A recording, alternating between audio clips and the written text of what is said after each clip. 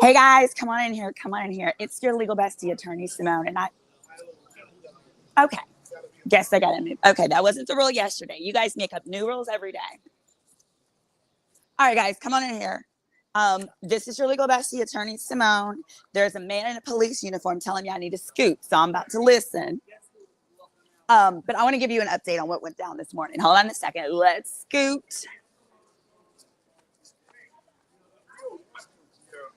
Because every day it's a new rule.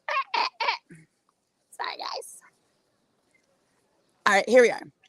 Is this okay? Thank you. All right, now I'm following the rules. It's new rules every day, but I'm going to follow all of them because I'm not trying to get in trouble. All right, guys, so this morning was the cross-examination. They finished the direct testimony and started on the cross-examination of Mia. Mia is one of Diddy's former assistants. The purpose of her testimony, y'all, the purpose of her testimony was to help prove up elements of forced labor. So y'all come on in here. Let me know where you're watching from. So, of course, the question is, well, what the hell is forced labor? Y'all, this is the T. I'm going to break down. This is what forced labor is. So keep this definition in mind as I give you the recap of the testimony. Forced labor is knowingly obtained. So when I first thought about forced labor, I'm thinking of like, you know, them little sweatshops or like them little massage parlors where you like force women to like work in here. Oops, sorry, my wig is sliding. Y'all force people to work in there and like give people happy endings and stuff. That's what I was thinking of with forced labor. But no, here's what it is. It's knowingly obtaining labor or services by threats of serious harm or any scheme, plan, or pattern intended to make someone believe that failure to work for somebody would result in serious harm. Okay, so it can either be Diddy directly threatening or having one of his staff members threaten it, like, if you try to quit, I'm going to seriously harm you, right? Or it could be, like it says, a plan or pattern that intends to make someone believe they're going to get serious harm. So I'm thinking serious harm is like, oh, if you quit, I'm going to kill you. Y'all, it's actually way simpler than that.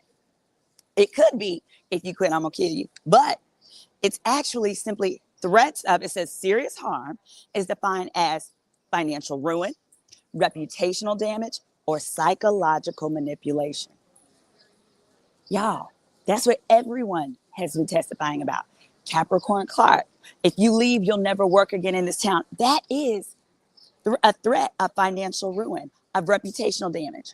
Yesterday, Mia got on the stand and said part of what she feared and part of what she has seen Diddy do is take the facts and twist the facts on people that tried to leave his company and then blackball them so they couldn't work again. Y'all, that's forced labor.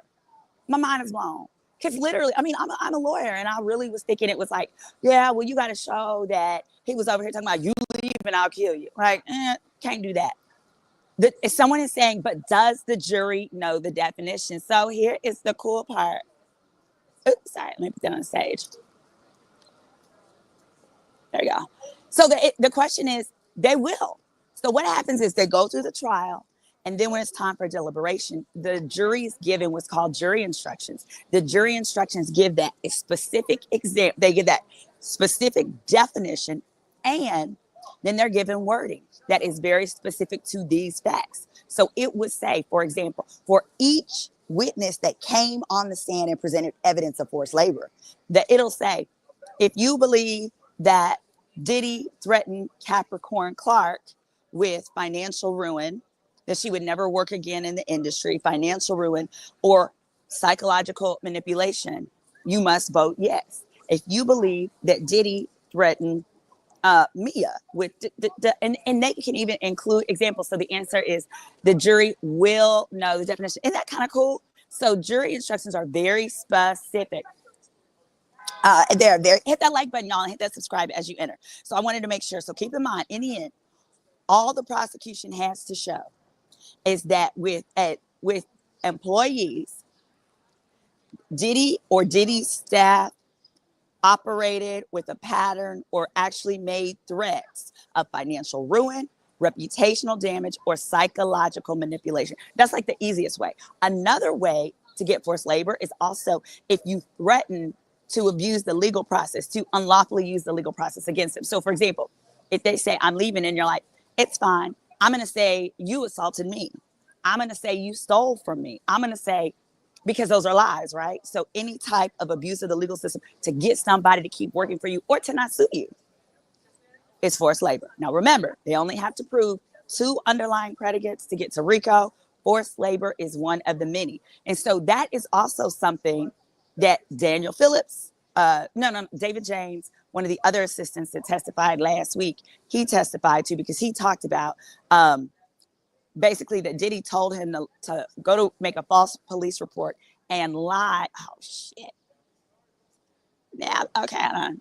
I can't see the comments anymore. My damn computer is messing up again. Sorry, guys, if I can't see your, let me see. I'm trying to go back to where I can see the comments. Anyway, okay, I'm going to keep going. All right, so to start, she got back on the stand today, and they wrapped up her testimony regarding the SA. Let me be very clear. With this witness, the SA, the grape testimony, was very powerful, as I mentioned yesterday in yesterday's recap.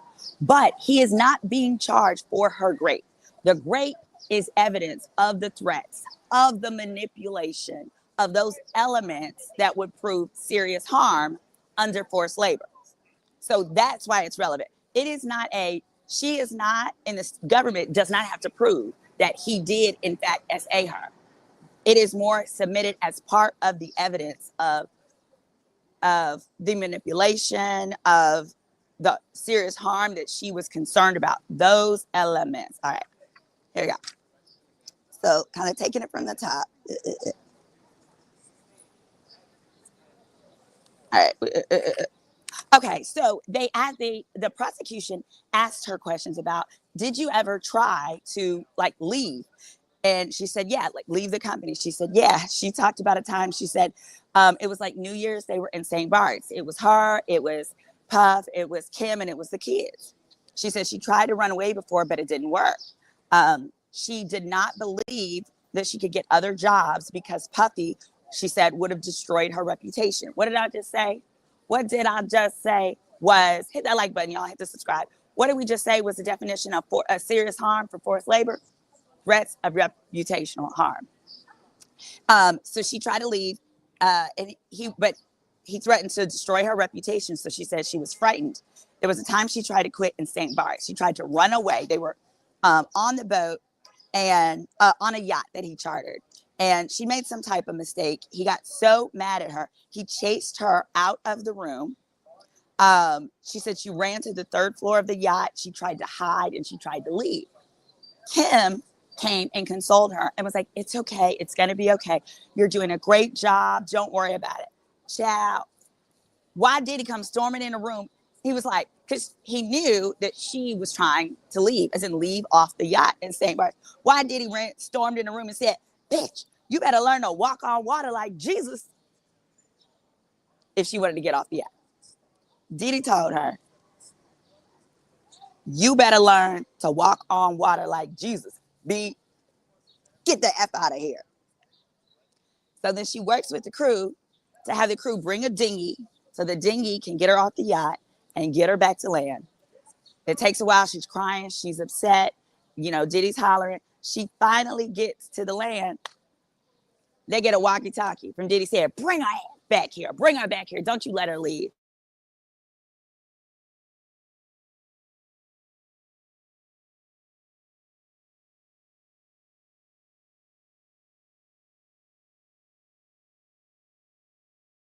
I'm still here. Sorry, somebody's calling me. My apologies. So Diddy tells her she got to walk on water. She leaves. She finally makes it to land, and the staff is like, you can't go anywhere. We got your passport. She got to come right back to the yacht and can't leave.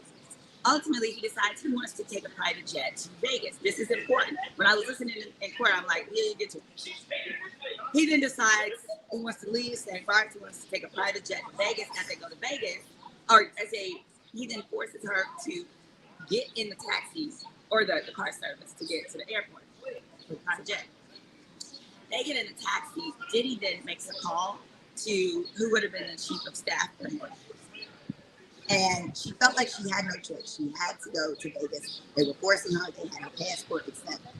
On the phone, he overhears Diddy talking to Michelle James, who is the chief of staff, and Diddy is just straight up lying on her. Lying and saying he's going to fire her.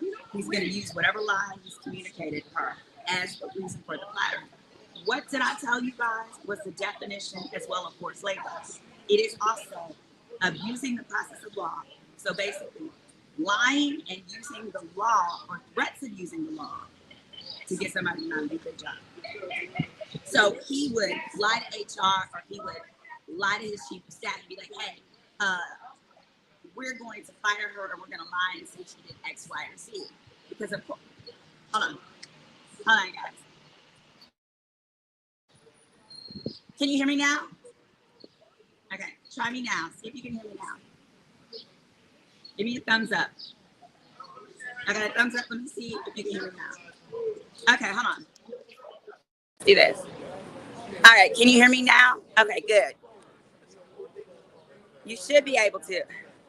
Okay, good. You can hear. Hold on.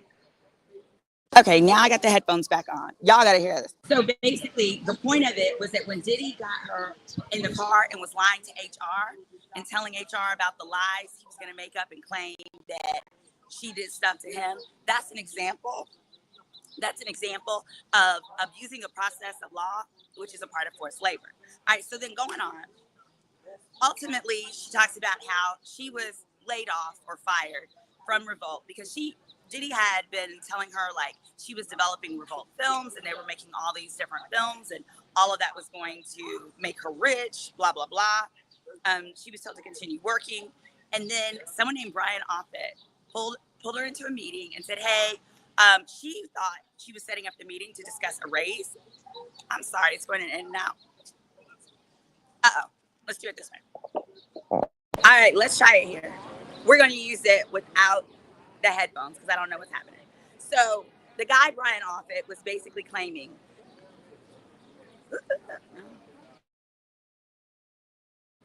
Okay, it was the headphones.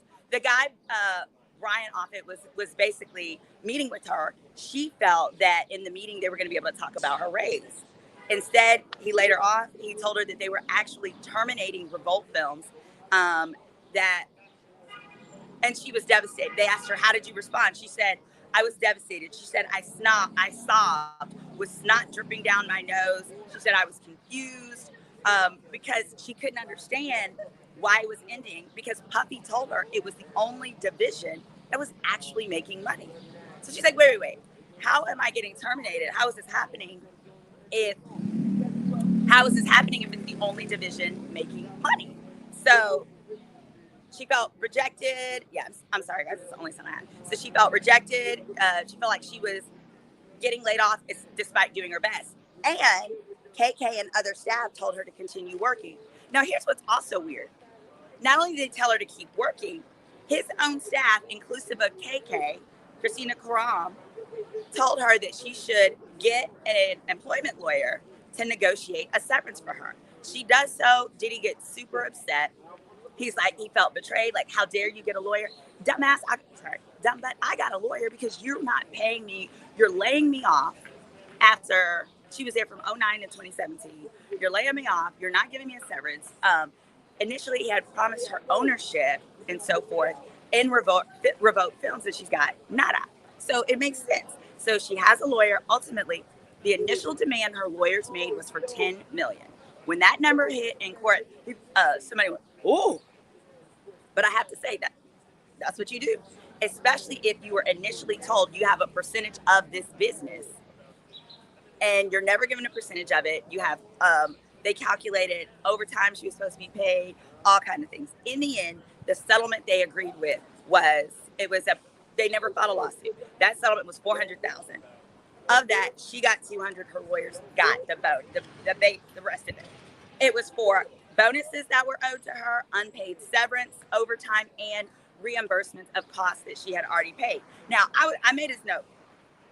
I felt like she should have said, like, I would have prepped my witness to say, well, the $10 million was based on the fact that I was initially told that I would have ownership.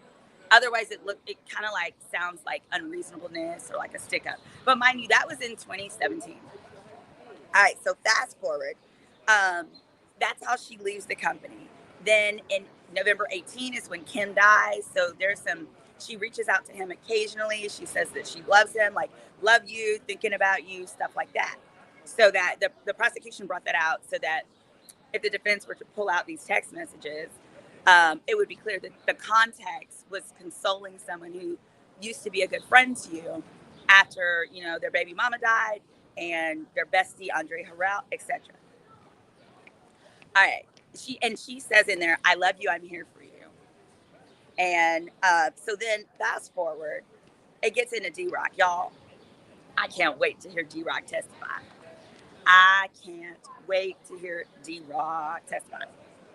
Oh, and some people in the chat are saying that D-Rock is dead. I don't believe so because I kind of feel like if he was, they would be referencing that.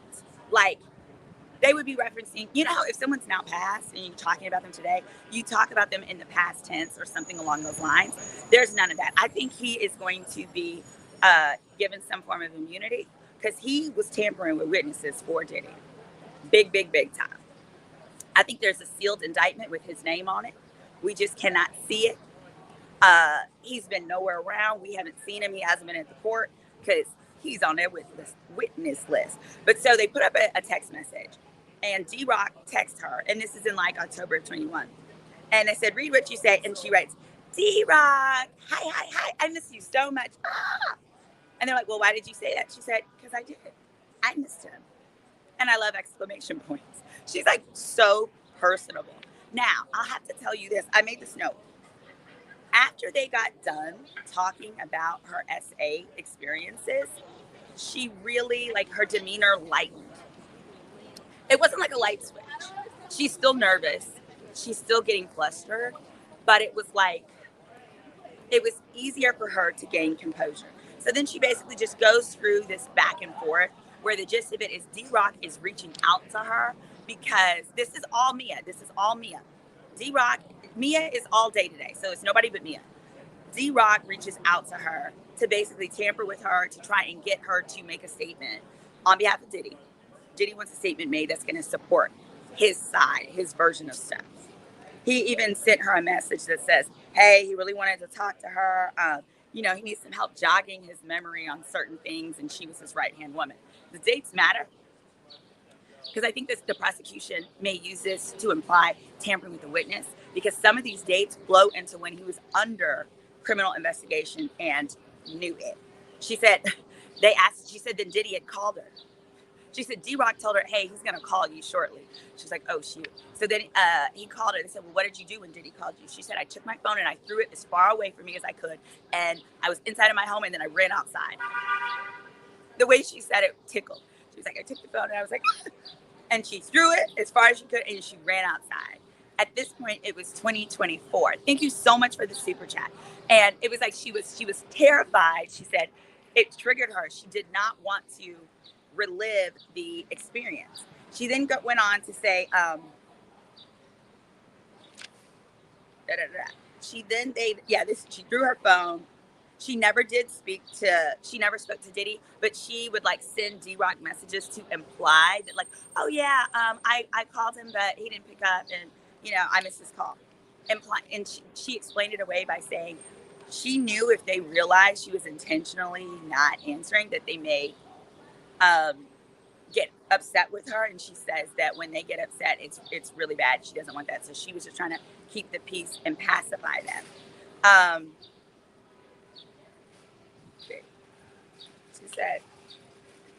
She said, okay, and so they asked her, do you have a job now? She says, no, she doesn't have a job. She said, since she left in 2017, she has not been able to maintain employment on a long-term basis. She said she has severe PTSD. She said she had severe PTSD. Defense goes, objection, sidebar. Do you know the defense has been doing excellent on their objections? The prosecution has been doing deplorable on their objections. When she said PTSD, not only did they object and have a sidebar, they prevented her from being able to say that she has PTSD again. Because she said she has PTSD from working with him. The defense was able to successfully object on the grounds that there is no evidence that her working for Diddy is the cause of the PTSD. I said, God darn, God darn. It was a good objection. It was annoying, but it was a good objection. So she said, they said, well, you can't refer to any specific diagnosis. But what she said is her issue is that on a normal job, she would be triggered by normal things in the workplace. For example, if she got a text message or an email from a boss or an employee that said, where are you? She said she would freak out. She'd over explain. She would like, oh, and she said, and she said, and her coworker would, or her boss might respond with, I just wanted to know if you wanted to get coffee. She said she would triple guess herself. She would overthink. She has severe anxiety. I could tell yesterday, this lady got severe anxiety, for sure. They said, who was the person that caused you those feelings? They objected, but obviously it was Diddy. And then that ended direct with the prosecution. So then cross-examination starts. It's with Brian Steele. He's so poised. His tone and demeanor is not, well, it's, as it started, it wasn't off-putting. Now, when the defense started, let me tell you this. They provided a binder. But this binder is a brilliant idea. It's a binder of all the exhibits that they want to provide on cross. The reason this is brilliant is when the jury came back in, there was a binder in each of their seats. That means the jury's going to have in their hands the evidence that the defense has presented. It's going to be on their minds. They can go back and look at it whenever they want. That was brilliant. I had not seen, well, with this witness, prosecution didn't do that. And it's something about having that tangible thing there that where you can go back and refer to it anytime. That is powerful. Great job there of Lori. Now, basically, they started out. So Brian Steele started out with saying, making her confirm that it was the working for Diddy that caused her PTSD. I think where they're going with this is the theme of, and what I'm concerned about, just concerned like for her, as though I'm watching this as a movie. I think where he may be going with this is that, okay, if you're saying this job caused you PTSD, they may then try to pull out other traumatic stuff in her life and be like, well, isn't it true you were assaulted when you were a kid? Isn't it true you were, I don't know, your boyfriend hung you over a balcony? I don't know, but go into some of that other stuff. They have not gotten there yet. We're going to continue after lunch. But I think that's where they're leading to. Now, but what he did do is he put up a number of social media messages social media posts from Mia. So all morning, they've been going through various social media posts. Y'all, what they focused on are the posts particularly that she would make each year for Diddy on Diddy's birthday. Y'all, because that was Diddy's birthday in like 2009, his 40th birthday, was the first time that she alleged he inappropriately touched her because he shoved his hand up her skirt, groped her, and kissed her. And then it was implied that he had also drugged her or roofied her. When asked, do you believe that you were drugged? She said it's a possibility, yeah. Well, what he was setting up is, look at you on social media celebrating the anniversary of your ex assault. What? He was like, well, if this was such a traumatic thing, every year you're celebrating. She was like, I wasn't celebrating that. It fell on his birthday. I was celebrating my boss's birthday, which is true. He then went into, he was like, this is your personal social media, blah, blah, blah, blah, blah. As a lawyer, I'm like, when I'm looking at the social media posts, this is not her personal social media. This is clearly a business-related social media where she knows her boss follows her.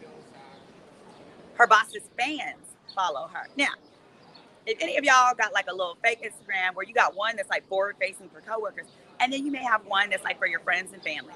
This one, it don't have a mama on there. It don't have a sister. It doesn't have anything. So an argument I would make if I were on the prosecution side when they get to recross or redirect her is establish that everything you posted on this social media, you have to post understanding it must be approved by your boss or you're going to be in big trouble. That you're going to be in big trouble. But there were a number of different text messages. Of different social media posts, right? He kept going through the birthday ones and reinforced, okay, here, you're celebrating the anniversary again of your essay. You're celebrating. Hit that like button, y'all, and hit the subscribe. Child, this man even said, oh, wait, I wrote this down. He goes, yeah, she said, I didn't celebrate it as the anniversary of my essay. It was his birthday. You can't not celebrate your boss. And I thought about it. It says, she said this. She says, the thing is, IG, she said, IG was a place to show how great your life was, even if it's not true. She said, and he had fans and that followed me, and so did he. So specifically, she was like, she says, back then on social media, if your life wasn't doing good, you didn't post about that. You only post the good times. You post what looks good. So then, and I'm thinking to myself, and then he goes, you were celebrating the anniversary of when he took your innocence. Objection. So finally, the prosecution objects. So I'm like, hello, give this lady some help in here. Thank you so much for the super chat. My camera's cutting up, so I can't tap it to put it on the screen, but I'm really grateful. But let me call him again. I think I got it. Can you see it now? All right, it's now. Ah! Sorry, I can't touch my camera anymore. I don't want to mess it up. But he literally said, so you're celebrating the anniversary of when he took your innocence. Prosecution objected. The judge said overruled. I'm like, what? Overruled? Are you kidding me? This judge absolutely is leaning more towards the defense. It is extremely rare to see this. I would say 99 times the judges are more favorable to the prosecution. State court, federal court, both. The reason being is that judge generally sees the same prosecutors all the time. On state court, prosecutors are assigned to a specific judge. That means the prosecutor usually goes to lunch with that judge. They work within the same office as the judge's chambers or right next door. State court, they're very close. Same thing with federal. Federal, all the U.S. attorneys for a particular district, they work in the same courthouse and they generally go before the same judges. So generally, because judges have a certain rapport with those U.S. attorneys, it's the same prosecutors all the time. So I was surprised here. He is allowing in so much stuff from the defense, and he is overruling the few objections. I actually think prosecutions make way more objections. But so that was interesting to see. Now, Brian still says to Mia, so you say that he essayed you more times than you can count, correct? She was like, yeah. She was like, yeah, I couldn't count him. And I was like, hello, we need an objection here. There was none. So they, and she said, yes, the abuse was part of how he broke me. And then Brian still goes, and you're thanking him for that? Because on the birthday post, she would thank her boss for allowing her to work with him. Thank her boss. No, none of that can give a mistrial. She would like thank her boss and all of the birthday posts. And it's like, and he keeps going on. And then she goes, he says, so you're thanking him. You're thanking this person that you say SA'd you. She's like, I said, she said, he says, you were thanking him, quote, for inspiring you every day. You're thanking the person that SA'd you. She says, I don't think people wrote bad stuff about their life on social media back then. She said it was a very confusing cycle of psychological events. And Brian still says, but you testified that you were in fear of Mr. Combs daily, correct? And isn't that true? She said, well, not on days when he called me his best friend and treated me like one. I thought that was a great answer. And it said, and then Brian says, well, you were in fear of a man who took your innocence. That's what he said. You were in fear of a man that took your innocence. Objection, and they overruled it. Me and the other lawyers I was sitting next to was like, what? That should not have been he should not have been allowed to form a question like that. You were in fear of the man that took your innocence. And it said, so then he tried to say, well, you have friends, you have family outside of your coworkers. So why did you feel so compelled to, stay working for them? She said, for working for him, why didn't you just leave?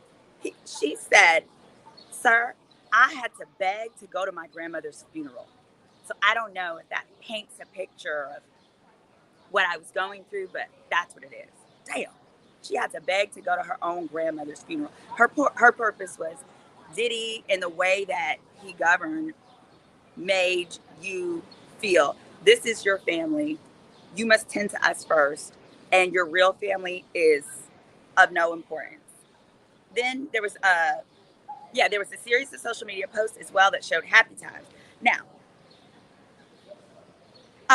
here's where I think Brian still lost her, and this is kind of where we're kind of wrapping up. I think Brian still may have lost the jury when he went into this tangent of questions where basically, if you have any loved one that's ever been through SA, this line of questioning would have turned you off. For example, he started asking, so how do you have a good moment if you're terrified? You said you're terrified because he was your greatest. How are you terrified? She said, it's easy. She said, it's easy because there are decent moments and then there are scary moments and you never know which is which. He said, well, how do you just forget about a great? She said, because it's too horrible to think about. So you don't. You put it out of your mind. I thought that was a great answer. But I think anybody who knows anybody who's ever been SA, if you ask them, how do you just forget about being SA? It's not that you forget, it's that you block it out because it's such a horrible thing. And then he asked, well, how are you? Yeah, he asked about,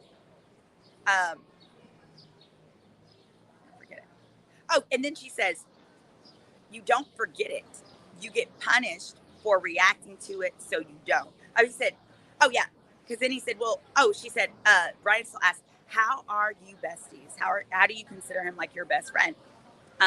She goes, well, I don't know. I guess you can ask my therapist. But her point was there were good times. And I think the line of questioning that's like, oh, if this really happened to you, how could you have had good times? I think any person that's ever gone through abuse would be like, well, the reason I stayed is we had intermittent good times. He wasn't whooping my tail every single moment of the day. And it was those slivers of good times that made you feel like, oh, maybe I'm overreacting. Maybe it'll change, blah, blah, blah.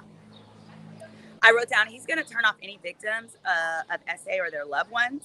And then because he asked as well, like, how do you just forget about the violence and all that you experience, all the negative things with him? And she said, you don't forget about it. You just get punished for reacting to it, so you don't. In other words, like, you keep moving through it in life. And so in the end, right before the break, Brian still asked, do you have any evidence at all that you were SA'd? Objection. I was like, God damn, finally. Prosecution object. Here's why I say that the judge is absolutely favoring the prosecution. The defense.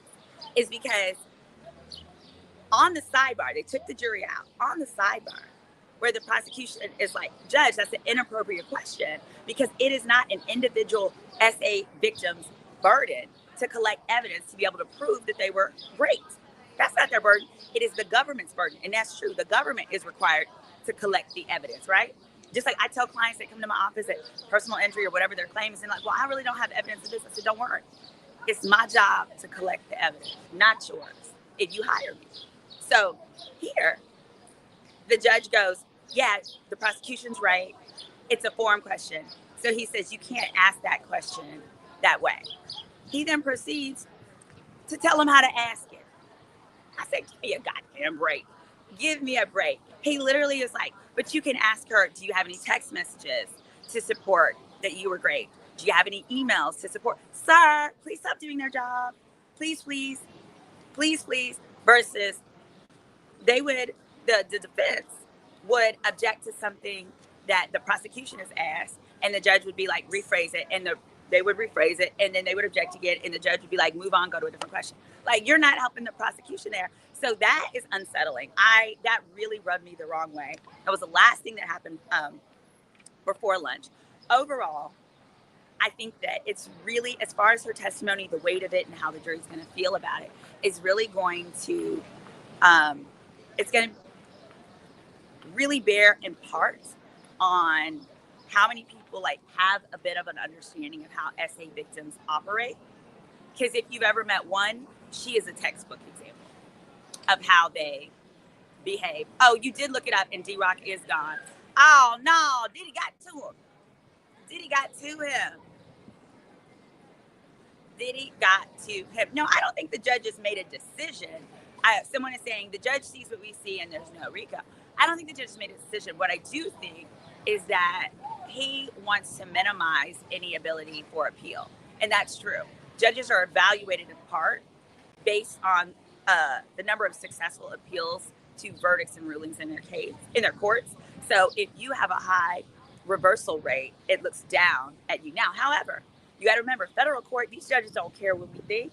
They don't care. These are lifetime appointments. This judge was appointed by Biden. He is appointed for life. So whether we like his ruling or not, and oh well, there's nothing we as the public can do it versus state court. You can vote them out. You can petition the governor so they don't get reappointed and things like that. So that's kind of the summary. This afternoon, they're going to finish the recross. If they don't finish this today, it'll be finished on Monday. I'm curious to see what witnesses are next. But I do think, now that I understand that the definition of forced labor, let me give you this. If you're coming in late, we were talking about the cross-examination of the witness, Mia, who was there on the stand. The significance of her testimony is that it is related to forced labor. Remember, they don't have to prove up our word. That's not the charge. The charge is forced labor. And she had a plethora of examples that are of her working conditions that are relevant. And forced labor is when you knowingly obtain labor by threats of serious harm or any scheme or plan intended to make someone believe that the failure to keep working for them will result in serious harm, which is financial ruin, reputational damage, or psychological manipulation. In other words, they just have to show, the prosecution has to show on a reasonable doubt that Diddy and Diddy staff or Diddy staff created threats of financial ruin, reputational damage, or psychological manipulation if she were to discontinue working for him. Let me know your thoughts in the comments, whether you feel like the evidence discussed today and on yesterday's live talking about her testimony supports that charge. All right, going back into the courtroom. See you guys later. It's your legal bestie, Attorney Simone. Hit that subscribe button, y'all. Bye.